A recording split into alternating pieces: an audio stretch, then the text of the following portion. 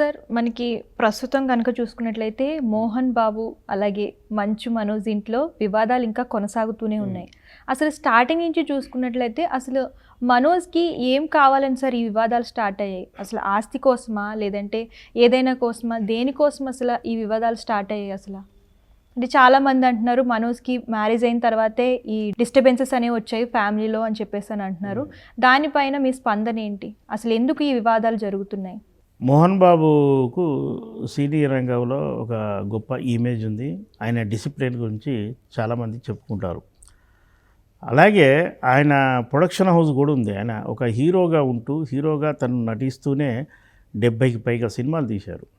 అదీ కాకుండా తన సొంత జిల్లాలో ఒక మహా విశ్వవిద్యాలయాన్ని నెలకొల్పాడు. అనేక మంది విద్యార్థులకు ఆడ కులాలకు మతాలకు అతీతంగా ఆయన అడ్మిషన్ ఇస్తూ అది కూడా ఆదర్శంగా ఉన్నారు.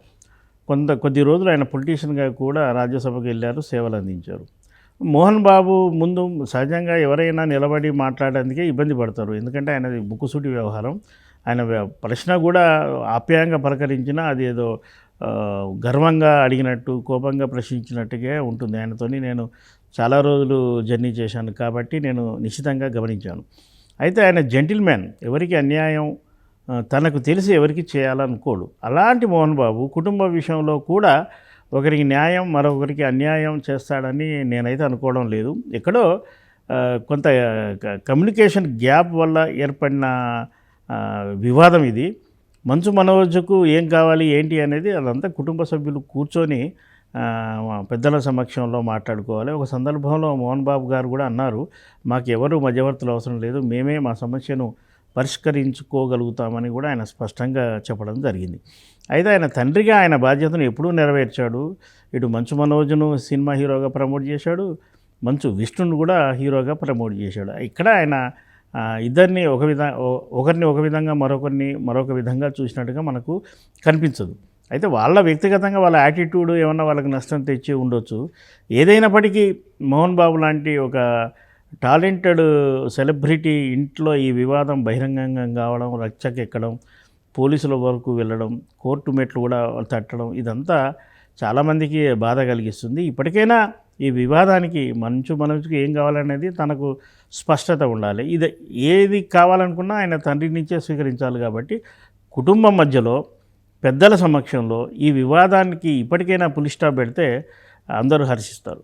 సార్ ప్రస్తుతం బాలకృష్ణ గారు చూసుకున్నట్లయితే అంటే మీరు స్మాల్ స్క్రీన్లో అయినా సరే బిగ్ స్క్రీన్లో అయినా చాలా సక్సెస్ఫుల్ హీరోగా రన్ అవుతున్నారు.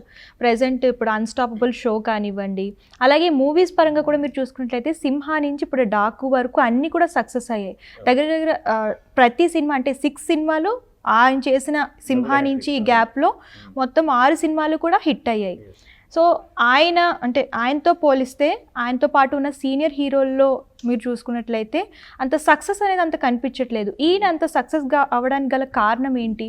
మీరు అన్నది నిజమే. బాలకృష్ణ ఇప్పుడు సింహ నుంచి మనం లెక్కలు వేసుకుంటే వరుసగా సింహ, లెజెండు, అఖండ, వీరసింహారెడ్డి, భగవంత్ కేసరి, తాజాగా డాకు మహారాజు, ఈ అన్ని వరుసగా సక్సెస్లు అయ్యాయి.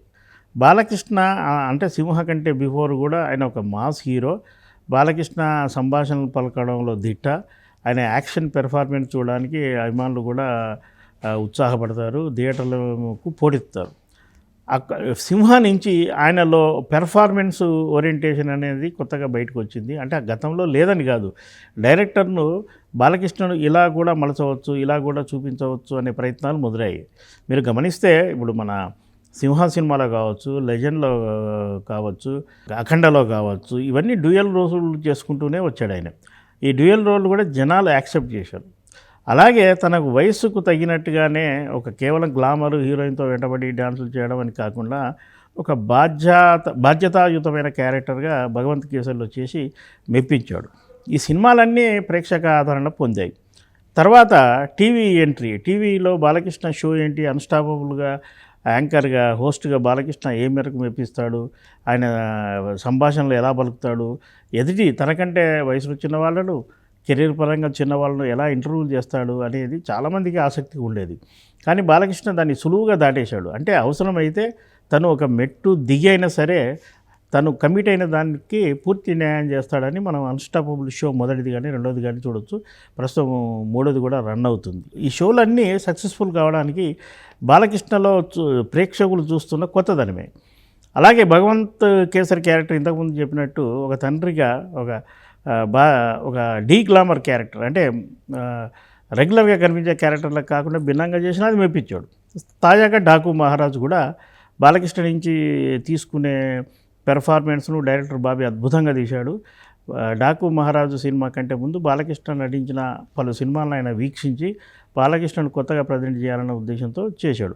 మరి ఇంత మార్పుకు కారణం ఏంటి, ఇంత సక్సెస్కు కారణం ఏంటంటే బాలకృష్ణ టీంలో, అంటే ఇంతవరకు ఎవరున్నారనేది మనకు అనవసరం. ప్రస్తుతం ఆయన టీంలో ఆయన కుమార్తె, చిన్న కుమార్తె తేజస్విని చేరింది.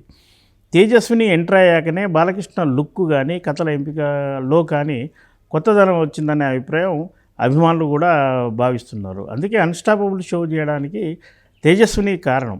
అందులో మనం తేజస్విని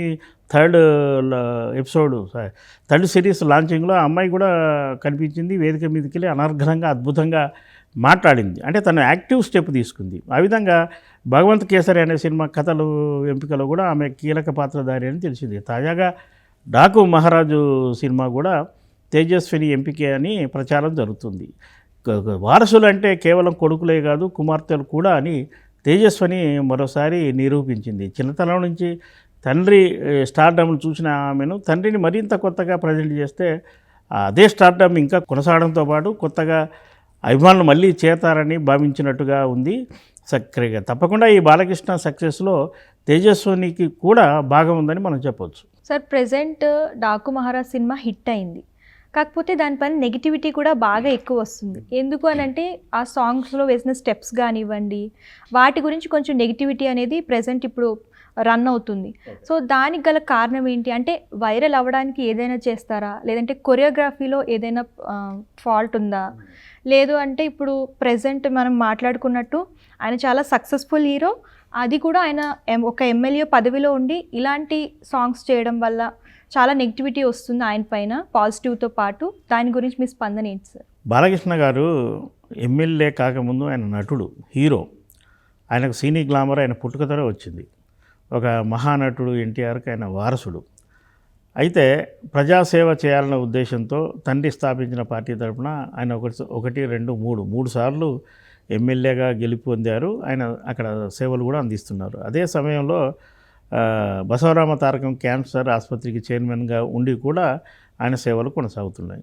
మరోవైపు తన ప్రొఫెషన్ సినిమాలు, అభిమానుల కోసమైనా సినిమాలు చేయాల్సిందే కాబట్టి అభిమానులు ఆశించే క్యారెక్టర్లు చేయాలి, మెప్పించాలి కాబట్టే సినిమాలు అలాంటి సబ్జెక్టులు చేస్తూ వస్తున్నారు. అయితే ఈ బాలకృష్ణ ఇలా చేయడం ఏంటి, అలా చేయడం ఏంటి అంటే మీరు పాత సినిమాల్లో చూస్తే ఒక కమర్షియల్ హీరో, మాస్ హీరో హీరోయిన్లతో కానీ వ్యాంపు లేదా ఐటమ్ సాంగ్స్లో కానీ కొంత అతిగా చేసినట్టుగా మనకు కనిపిస్తుంది. దాన్ని తప్పు పట్టడానికి వీల్లేదు.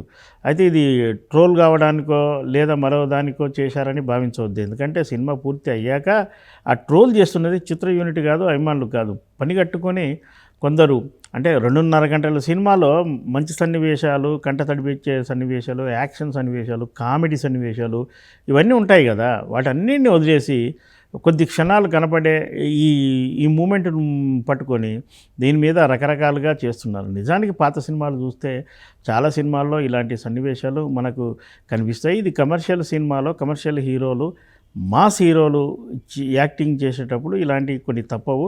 డైరెక్టర్లు కూడా ఇది పలు విధాలుగా ఆలోచించే ఇలాంటి నిర్ణయం తీసుకుంటారు. మరి ఈ రోజున ఆ సినిమాకు ఆదరణ పొందుతుంది. సినిమాలో ఉన్న పాటలు అన్నింటిలో కూడా ఈ పాటే మొదటి స్థానంలో ఉందంటే ప్రేక్షకులు మెచ్చారు కదా. ఒకరిద్దరు అభ్యంతరాలు చెప్పొచ్చు, అలా చేసి ఉండకుంటే బాగుండేది అనే వాళ్ళ అభిప్రాయం కావచ్చు. కానీ సినిమా అన్నప్పుడు అన్ని రకాలుగా తప్పదు.